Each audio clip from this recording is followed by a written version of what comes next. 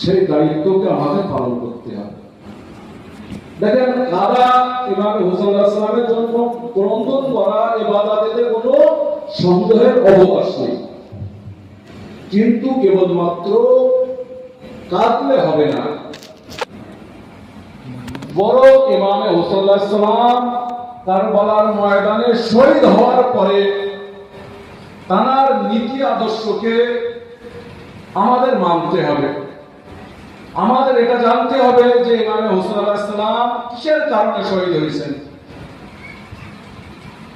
কারণ আমরা সবাই জানি যে ইমাম হুসাইনের পথ সহজ পথ, সরল পথ, কোনো বাধা বিঘ্ন নেই পথের মধ্যে, যদি আমরা সঠিকভাবে ওই পথকে বেছে নিই, সঠিকভাবে যদি আমরা ওই পথকে অবলম্বন করি, একদম সোজা রাস্তা,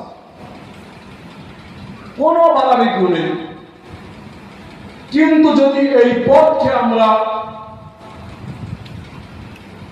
বাছার পরে ইমাম হুসাইন আলাইহিস সালাম যেটা আমাদের থেকে চেয়েছিলেন সেই রাস্তা যদি আমি অবলম্বন না করি, আমার মর্জি মতন আমার দায়িত্বই পালন করি,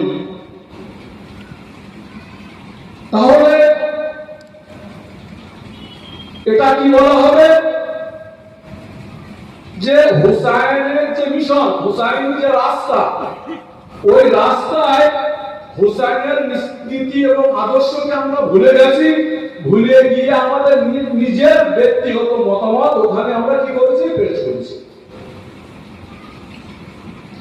যদি আমরা ইমাম হুসাইনের পথকে মানি, ইমাম হুসাইন কি বলেছেন, ইমাম হুসাইন আলাইহিস সালাম কারবালায় যে শহীদ হয়েছিলেন, তিনি কি বলতে চাচ্ছেন যে আমরা জানি যে জালিমেরা হুকুমতের তরফ থেকে হুসাইন আলাইহিস সালামকে দুটি রাস্তা দেওয়া হয়েছিল, কি এক অপমানকর জীবনযাপন বা সসম্মানে মৃত্যু। আচ্ছা, ইমাম হুসাইন আলাইহিস সালাম তো অপমানকর জীবন, অপমানিত জীবন এটা বেছে নিতে পারতেন। যদি এটা বাঁচতেন,